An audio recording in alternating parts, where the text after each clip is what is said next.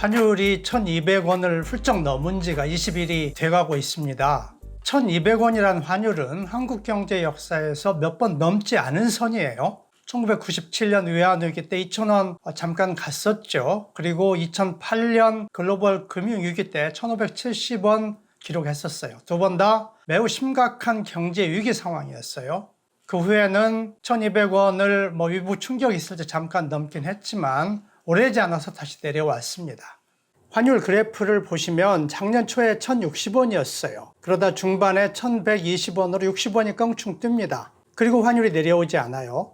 이제 올해 들어서 1,180원으로 또 60원이 급등을 하고 최근에 1,220원 선까지 급등을 합니다.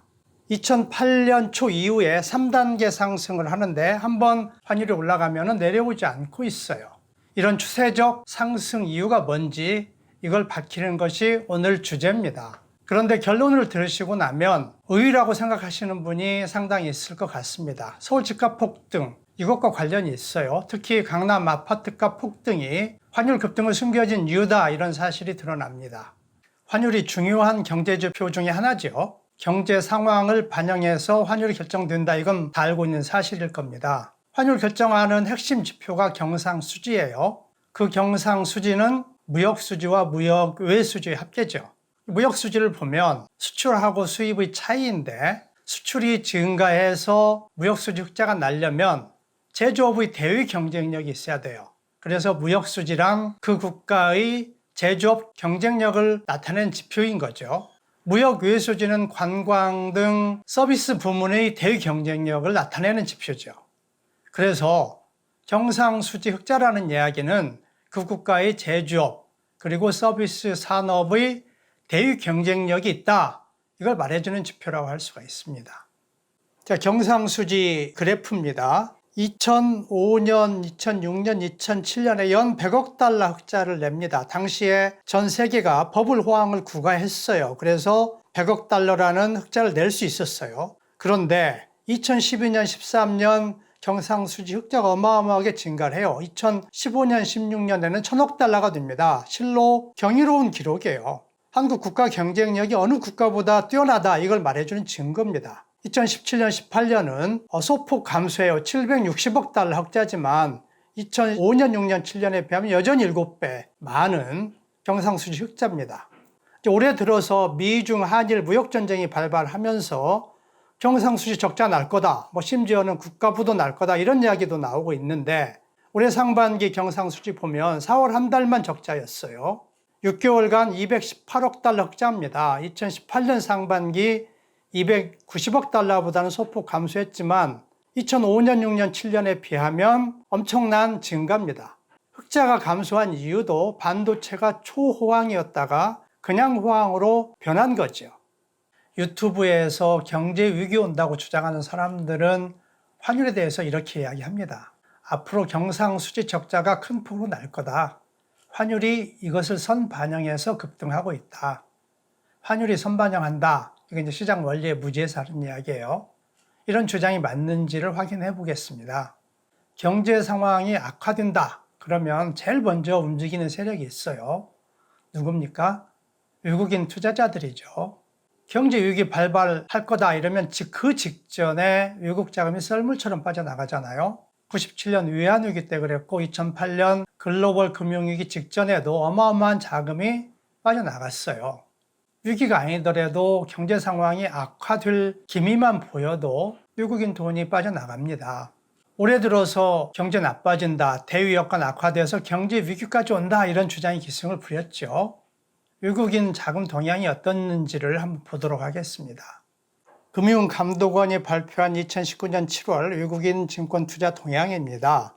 2019년 7월 중 외국인은 상장 주식 2조 470억 원을 순매수, 상장 채권에서 4,210억 원을 순회수하여 총 1조 6,260억 원이 순투자됨. 그 아래 표를 보면은 올해 1월부터 7월까지의 누적 수치가 나와요. 주식은 7,272억 원 순매수하고 채권은 1조 518억 원을 순투자했습니다.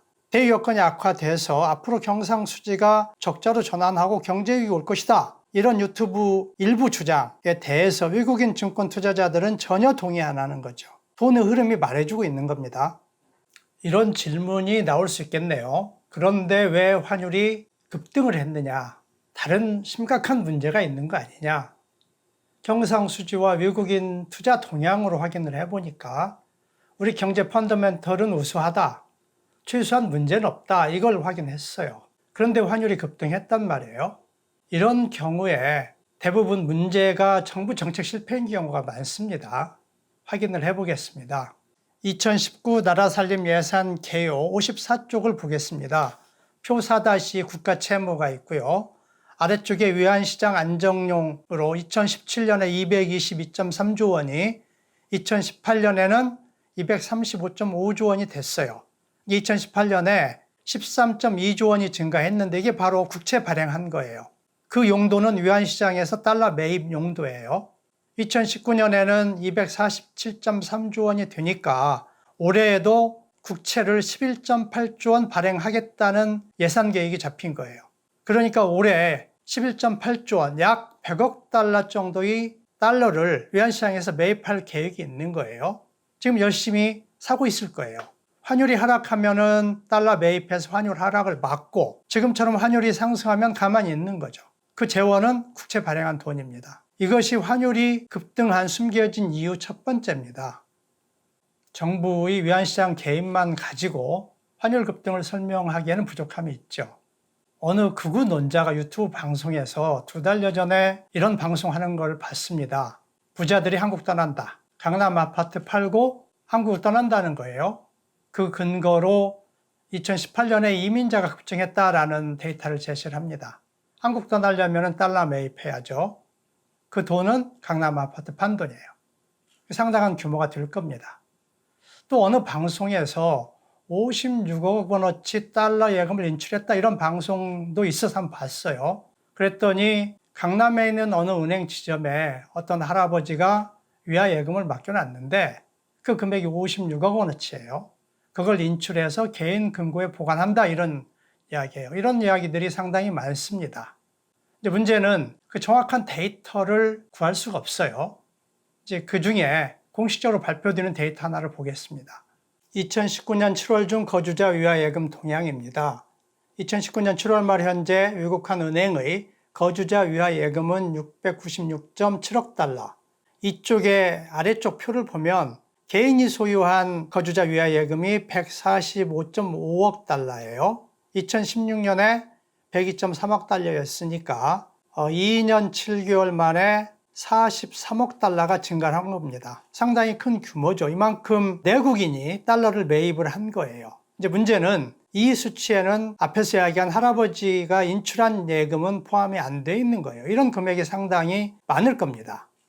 제가 직접 들은 이야기를 하나 말씀을 드리면 한 달 전에 경조사에서 만난 분인데 강남 재건축 아파트 2채 투자를 해서 몇십억 벌었다고 합니다. 그런데 작년에 환율이 1,100원 부근이었을 때 달러를 상당 금액 샀다고 자랑을 해요. 앞으로도 계속 매입할 거라고 합니다. 이런 이야기를 자주 듣습니다. 주인공들은 한결같이 강남 부동산 부자들이에요. 문재인 정부 들어서 서울 집값 폭등을 하니까 여윳돈이 생겨서 달러를 사두는 거예요. 달러라는 게 지금 당장 필요해서 사는 게 아니잖아요. 혹시 미래의 불확실성, 거기에 대비해서 달러 사재기 하는 거란 말이죠. 이게 강남 아파트나 부동산 투자로 상당히 큰 여윳돈이 생기지 않으면 할 수 없는 투자 행태입니다.